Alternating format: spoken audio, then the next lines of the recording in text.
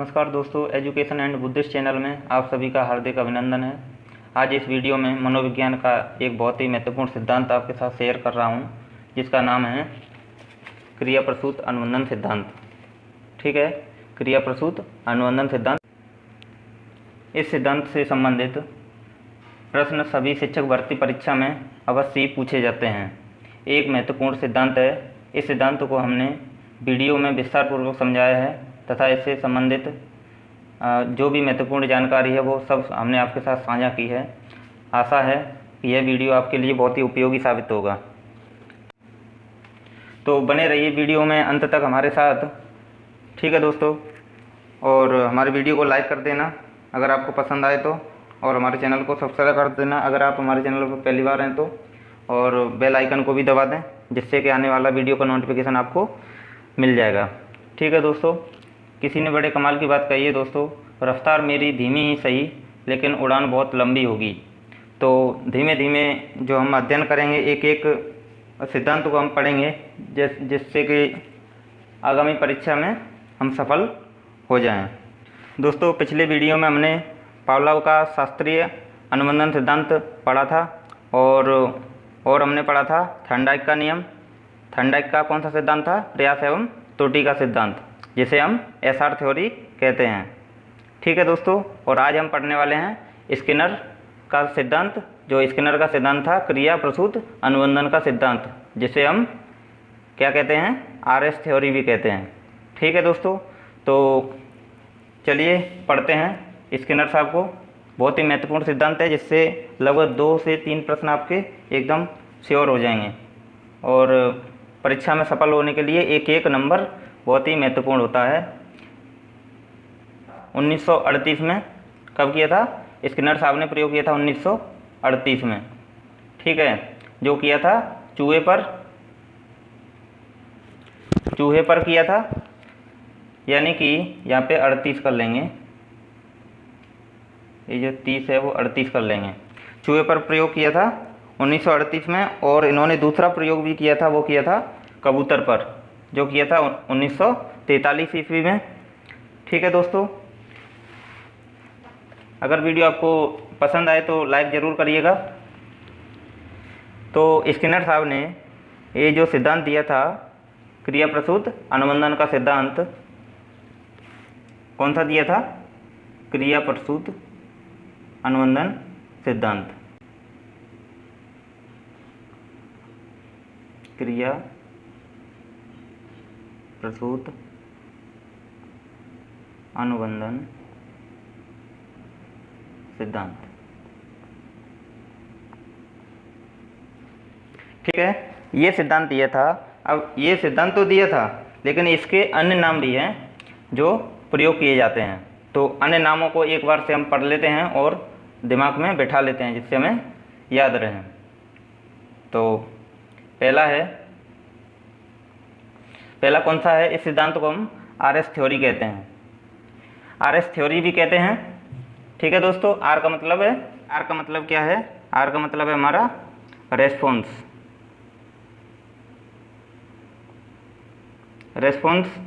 और एस का मतलब स्टिमुलस। ठीक है, जो रेस्पॉन्स है उसे हम कहेंगे अनुक्रिया, और ये जो है स्टिमुलस, ये होता है हमारा उद्दीपक। ठीक है दोस्तों, तो दूसरा है हमारा कार्यात्मक प्रतिबद्धता का सिद्धांत, कार्यात्मक प्रतिबद्धता का सिद्धांत।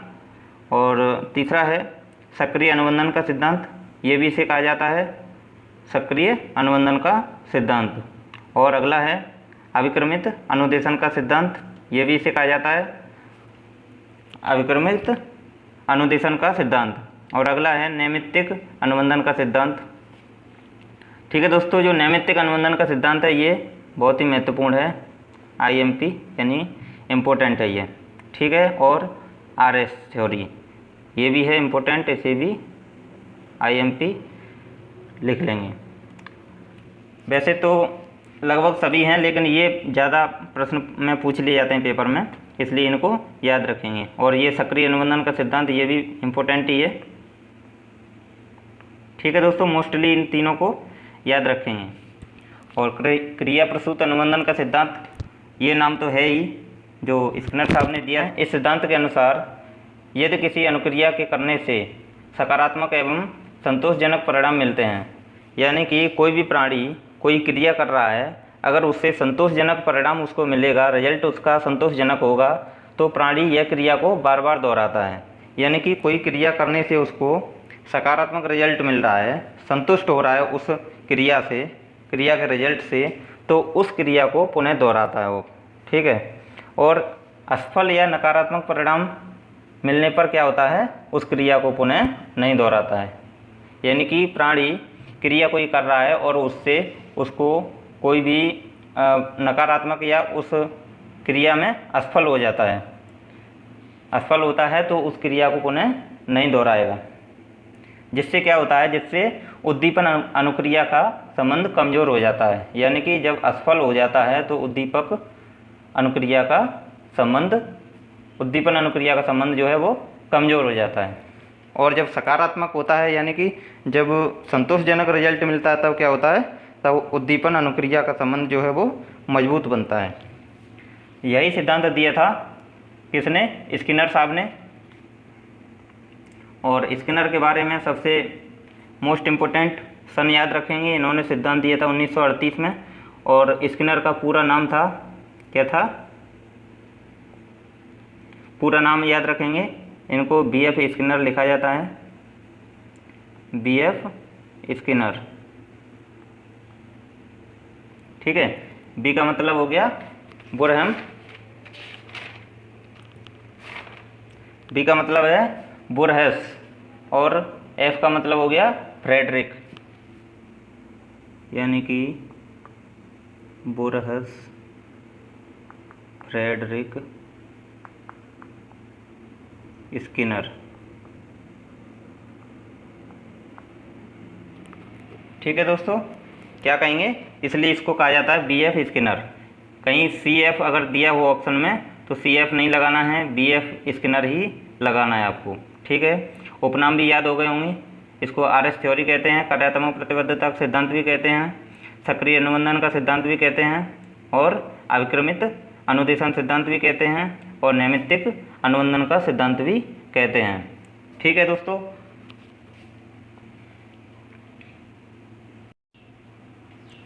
स्किनर का क्रिया प्रसूत अनुबंधन सिद्धांत क्या था, तो उसके बारे में जान लेते हैं।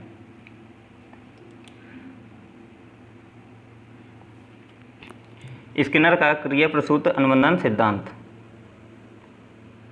इस सिद्धांत का प्रतिपादन अमेरिका के हार्वर्ड विश्वविद्यालय के प्रोफेसर BF स्किनर के द्वारा वर्ष 1938 में किया गया। क्लियर। यह सिद्धांत थॉर्नडाइक के द्वारा प्रतिपादित प्रभाव के नियम पर आधारित है।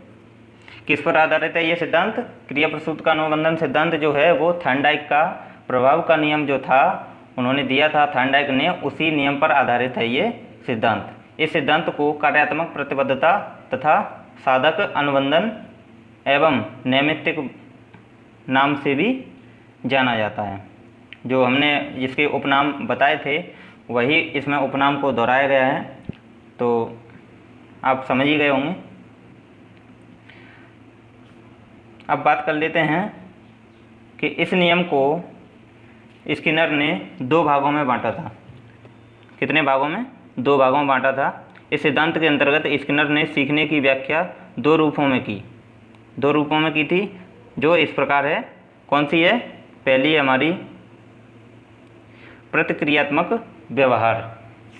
कौन सी है, प्रतिक्रियात्मक व्यवहार, जिसे हम अंग्रेजी में कहते हैं, क्या कहते हैं, रेस्पोंडेंट।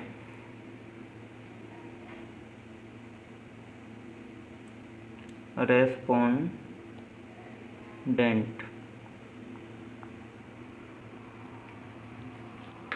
हिंदी में हो गया हमारा प्रतिक्रियात्मक व्यवहार, और अंग्रेजी में इसे कहते हैं रेस्पोंडेंट।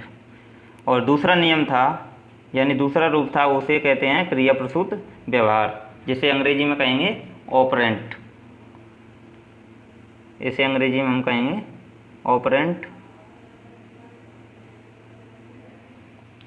क्लियर है।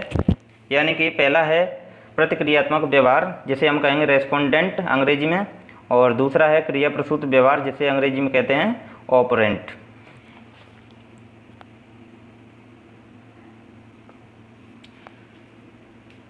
प्रतिक्रियात्मक व्यवहार वह व्यवहार है, यहाँ पर वह कर लेंगे बीच में।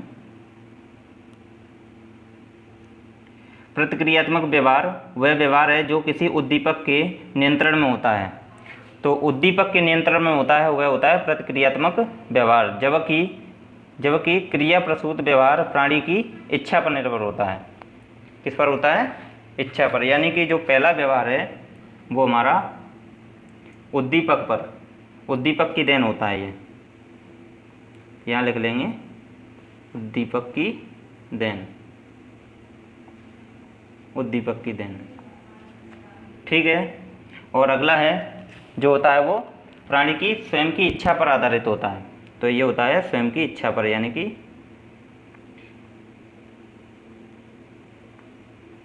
स्वयं की इच्छा पर। क्लियर है। जो पहला बताया था वो होता है उद्दीपक की देन, यानी कि प्रतिक्रियात्मक व्यवहार जो उद्दीपक की देन होता है, और जो क्रिया प्रसूत व्यवहार बताया था वो होता है प्राणी की स्वेच्छा पर आधारित। अब हम बात कर लेते हैं, यानी कि स्किनर का चूहे पर जो प्रयोग किया था उसके बारे में। वो क्या प्रयोग था, कैसे कैसे उसमें प्रयोग किया था। तो स्किनर ने क्या किया था, एक बॉक्स लिया था, ठीक है। ये बॉक्स है, ये बॉक्स है सामने जो दिख रहा है, ये बॉक्स लिया था और क्या किया था, इस बॉक्स में एक चूहे को बंद कर दिया था, ठीक है। क्या किया था, चूहे को बंद कर दिया था। और जो चूहा है वो कैसा था, भूखा चूहा था। चूहा जो है वो भूखा चूहा था। तो स्किनर ने इस बॉक्स का जो प्रयोग किया था, उस बॉक्स का नाम क्या रखा था, तो उसका नाम रखा था क्रिया प्रसूत अनुबंधन कक्ष। जो ये नाम जो दिया था स्किनर साहब ने, बाद में इसका नाम क्या रख दिया था, इसका नाम रख दिया था स्किनर बॉक्स। क्या रख दिया था बाद में,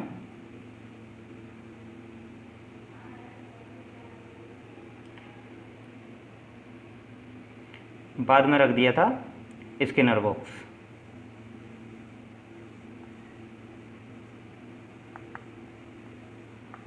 ठीक है, बाद में रख दिया था स्किनर बॉक्स। जो नाम दिया था इनके शिष्यों ने स्किनर के सम्मान में ये जो बॉक्स का प्रयोग किया था उसका नाम ही रख दिया स्किनर बॉक्स। ठीक है दोस्तों, जो दिया था इनके शिष्यों ने। अब बात कर लेते हैं प्रयोग की। तो जो भूखा चूहा था, भूख की तरफ से चूहा इधर उधर उछलने लगता है। क्या करता है, इधर उधर उछलता है। इस दौरान एक बार उछलने से चूहे के पंजे से लीवर दब जाता है, यानी कि ये जो बॉक्स होता है उस बॉक्स में एक लीवर लगा दिया जाता है। ये जो है वो लीवर है, लीवर लगा दिया जाता है। तो उस लीवर पर इस चूहे का पंजा पड़ जाता है। क्या पड़ जाता है, पंजा, जिससे वो लीवर दब जाता है। ठीक है, और भोजन के कुछ टुकड़े उसे प्राप्त हो जाते हैं। यानी कि चूहे का जैसे ही पंजा उस लीवर पर पड़ता है, लीवर दब जाता है और उसे भोजन के टुकड़े उसे प्राप्त हो जाते हैं। ऐसा कई बार उछल कूद करने से लीवर के दबने से चूहे को भोजन प्राप्त हो जाता था। जब भी चूहा उस लीवर को दबाता था तो उसे एक भोजन का टुकड़ा मिल जाता था। इस प्रकार बार बार भोजन मिलने पर क्या होता है, बार बार भोजन मिलने पर चूहा लीवर को दबाकर भोजन प्राप्त करने की कला को सीख जाता है। यानी कि बार बार यह प्रक्रिया जब दोहराई जाती है तो चूहा उस लीवर को दबाने की कला सीख जाता है, जिससे कि उसे भोजन मिल जाता है। यानी कि भोजन प्राप्त करने की कला सीख जाता है, ऐसा कह सकते हैं। अगली लाइन है, भोजन चूहे के लिए प्रबलन का कार्य करता है। जो भोजन जो है वो प्रबलन का कार्य करता है, यानी कि उद्दीपक का कार्य करता है।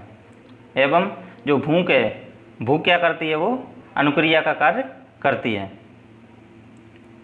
क्या कार्य करती है, भूख जो है वो अनुक्रिया का कार्य करती है, यानी कि प्ररोधक का कार्य करती है। तो ये था हमारा स्किनर का चूहे पर प्रयोग, जो किया था 1938 में, याद रखेंगे। और जो स्किनर साहब थे वो कहाँ के निवासी थे? वो थे अमेरिका के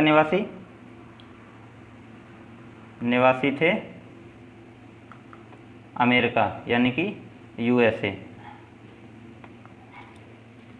अमेरिका। ठीक है। इन्होंने कौन से प्रयोग किए थे? 2 प्रयोग किए थे। पहला किया था चूहे पर, और दूसरा जो प्रयोग किया था वो किया था कबूतर पर। किस पर किया था? कबूतर पर। कबूतर पर भी इन्होंने प्रयोग किया था, जो किया था 1943 में। और जो चूहे पर प्रयोग किया था वो किया था 1938 में। क्लियर है? याद हो गया होगा। अच्छा, अब बात कर लेते हैं, इसी तरह से कबूतर पर इन्होंने प्रयोग किया था, तो क्या किया था?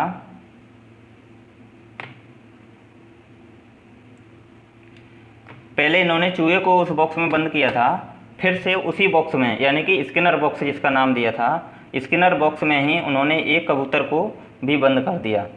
और उसी बॉक्स में एक लीवर भी लगा हुआ था और एक भोजन का दाना भी आता था। तो जहाँ से भोजन का दाना आता था उसका संबंध था उस लीवर से। ये जो लीवर दिख रहा है उससे था। तो क्या किया था? स्किनर ने अपने अन्य प्रयोग में, यानी दूसरे प्रयोग में, भूखे कबूतर को स्किनर बॉक्स में बंद किया था, यानी कि इसी बॉक्स में बंद कर दिया था। बॉक्स में कबूतर शांत बैठा था। पहले क्या होता है? कबूतर शांत बैठा होता है, डरा हुआ रहता है। कुछ समय बाद बॉक्स में प्रकाश किया गया, यानी कि उसमें लाइट डाली गई बॉक्स में। तो क्या होता है? प्रकाश होते ही कबूतर ने जगह जगह चोंच मारना प्रारंभ कर दिया था। यानी कि जब बॉक्स में लाइट आई, लाइट जलने लगी, तो जो कबूतर होता है वो इधर उधर चोंच मारने लगता है, भोजन की खोज करने लगता है। इस प्रकार क्या होता है? इस प्रयोग में स्किनर का लक्ष्य रखा था। क्या लक्ष्य रखा था? इस प्रयोग में स्किनर का लक्ष्य रखा कि कबूतर दाहिनी ओर घूमकर एक पूरा चक्कर लगाकर एक निश्चित स्थान पर चोंच मारना सीख जाए। यानी कि इन्होंने लक्ष्य रखा था कि जो कबूतर है भूखा, वो एक दाईं ओर से चक्कर लगाकर, दाहिनी ओर से घूमकर एक चक्कर लगाकर एक निश्चित स्थान को चोंच मारे, यानी कि जहाँ पे लीवर लगा हुआ था वहाँ पर चोंच मारे। जिससे क्या हो जाता है? जब कबूतर ने स्वयं ही दाहिनी ओर घूमकर चोंच मारी, यानी कि उसने, कबूतर ने भूख के चलते स्वयं ही उस दाहिनी ओर घूमकर चोंच मार दी उस लीवर पर, तो क्या होता है? उससे अनाज का दाना प्राप्त हुआ। यानी कि कबूतर ने उस लीवर पर भी चोंच मार दी, तो उसको एक दाना भोजन के रूप में प्राप्त हो जाता है। इस दाने के द्वारा कबूतर को पुनर्बलन प्राप्त होता है। यानी कि यह जो क्रिया थी वो सकारात्मक क्रिया थी, जिससे कि भोजन के रूप में प्रबलन प्राप्त हुआ। बार बार प्रयत्न करने पर वह सही स्थान पर चोंच मारना सीख जाता है। जिस तरह से चूहा लीवर को दबाना सीख जाता है और भोजन प्राप्त करना सीख जाता है, उसी तरीके से कबूतर भी लीवर पर चोंच मारना सीख जाता है और भोजन को प्राप्त करने की कला सीख जाता है। क्रिया प्रसूत व्यवहार को स्पष्ट करने के लिए स्किनर ने चूहों तथा कबूतर पर अनेक प्रयोग किए थे। इस प्रयोग के पश्चात स्किनर ने यह स्पष्ट किया कि यह कोई आवश्यक नहीं है कि जब प्राणी की समझ कोई उद्दीपक प्रस्तुत हो, यानी कि यह आवश्यक नहीं है कि जब प्राणी की समझ कोई उद्दीपक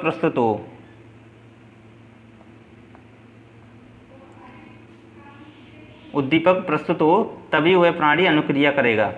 यानी कि थॉर्नडाइक ने उद्दीपक पर जोर दिया था, जबकि ये जो स्किनर साहब हैं इन्होंने अनुक्रिया पर जोर दिया है।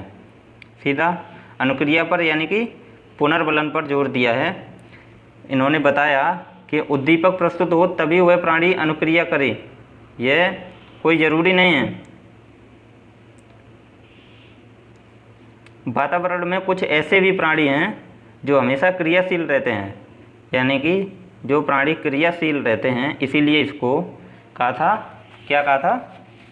सक्रिय अनुबंधन का सिद्धांत इसीलिए दिया था, जो प्राणी हमेशा क्रियाशील रहते हैं और उनकी इसी क्रियाशीलता के फलस्वरूप उन्हें परिणामों या उद्दीपकों की प्राप्ति होती है। यानी कि जो भी प्राणी सक्रिय रहते हैं, सभी प्राणी, तो उनकी क्रियाशीलता के फलस्वरूप उन्हें परिणामों या फिर परिणाम क्या है, उद्दीपक है, उद्दीपक की प्राप्ति होती है। और उद्दीपक ही हमारा क्या होता है, पुनर्बलन का कार्य करता है।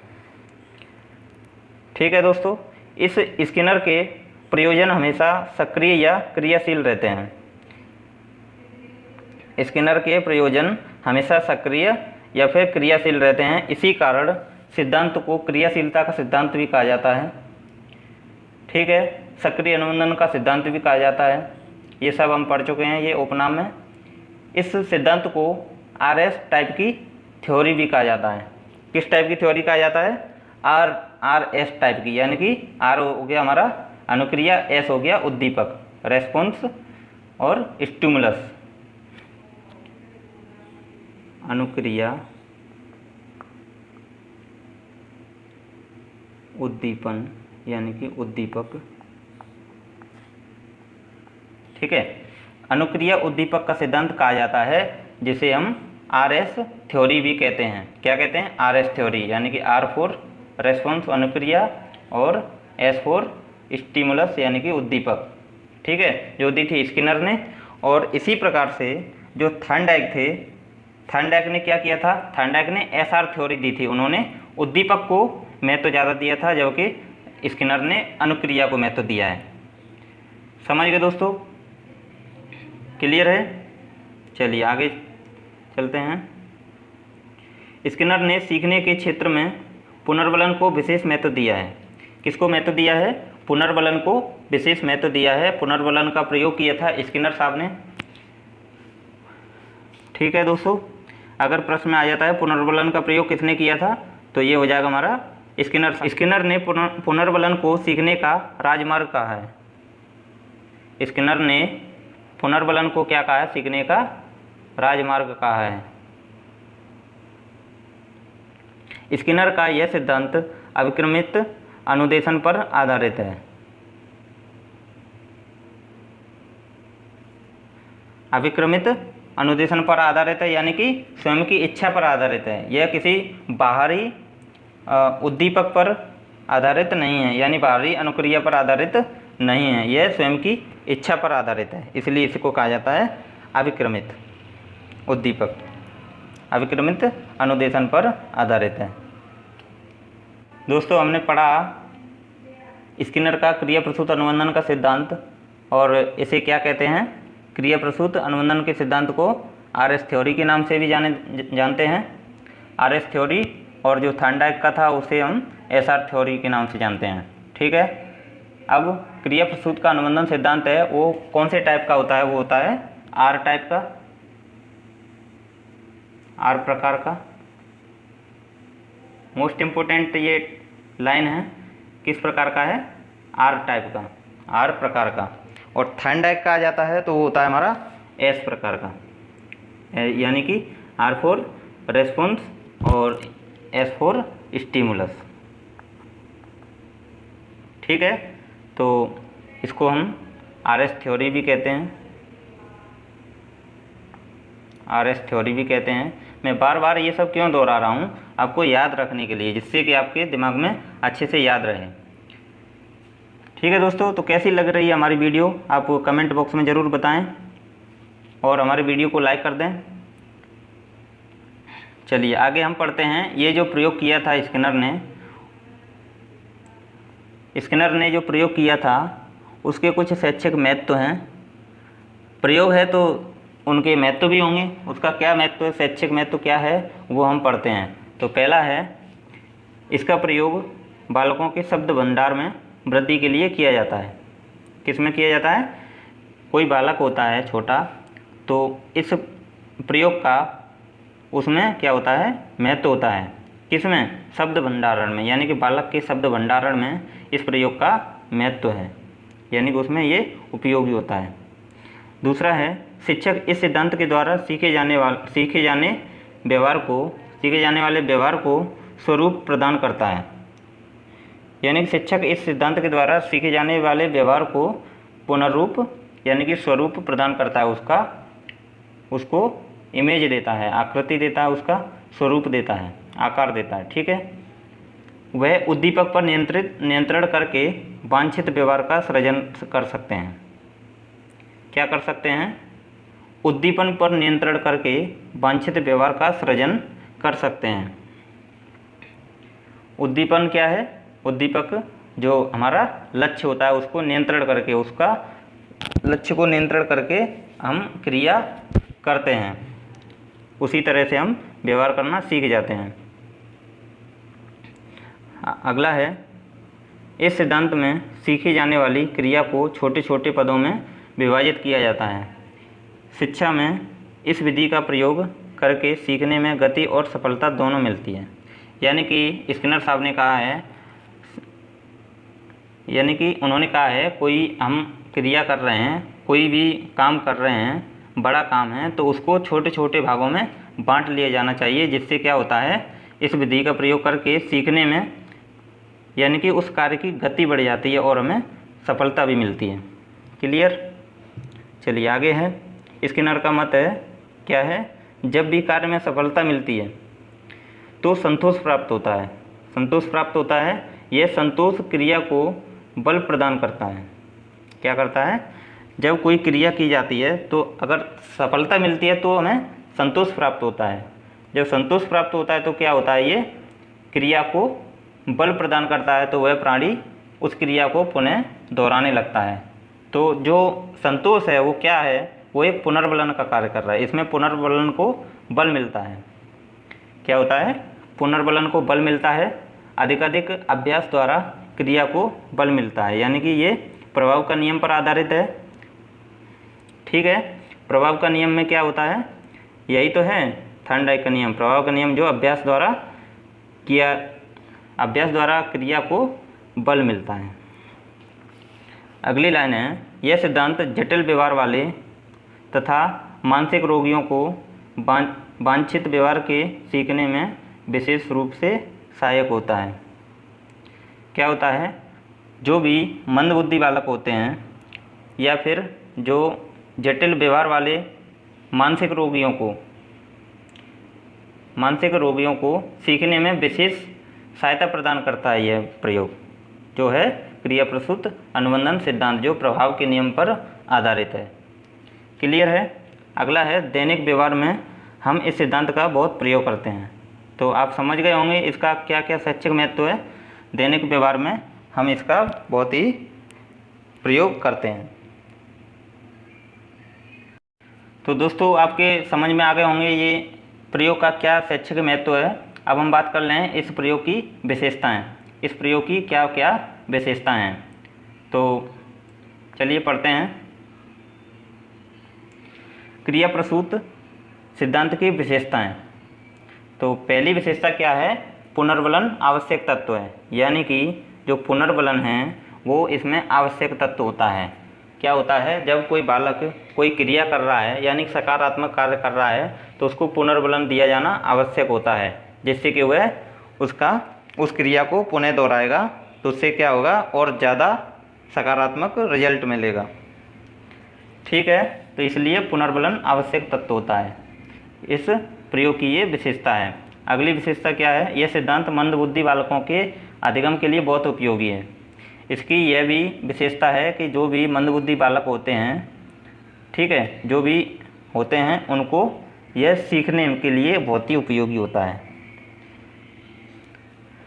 क्लियर है?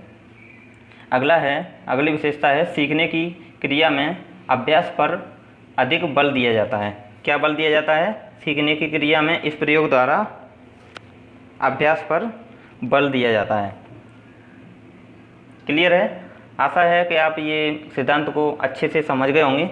एक बार मैं जल्दी से रिपीट कर देता हूँ, ठीक है, जिससे कि हमने क्या क्या पढ़ा है उसको रिपीट कर देते हैं, जिससे कि याद हो जाएगा। तो पहला है स्किनर साहब का पूरा नाम है BF स्किनर। क्या है? BF स्किनर,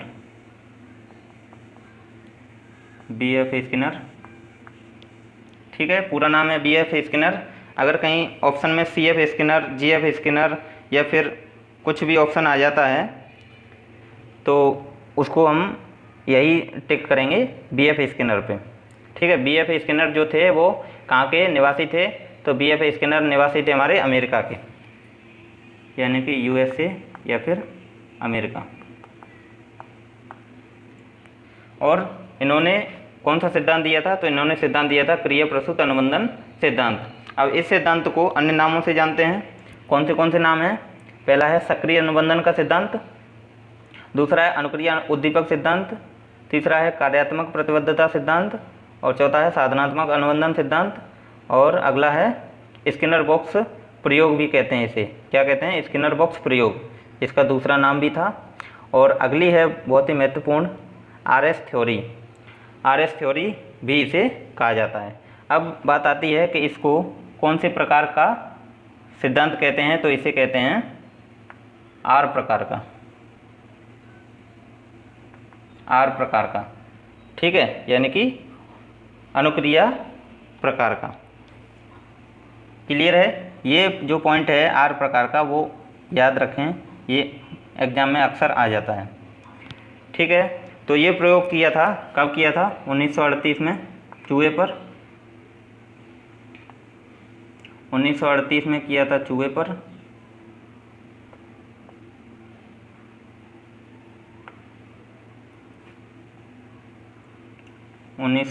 में किया था चूहे पर, और 1943 में किया था किस पे? कबूतर पर। और सबसे विशेष बात यह है, स्किनर साहब ने इस प्रयोग में किस पर बल दिया था, तो उन्होंने बल दिया था किस पर? अभ्यास पर, यानी कि पुनर्बलन पर।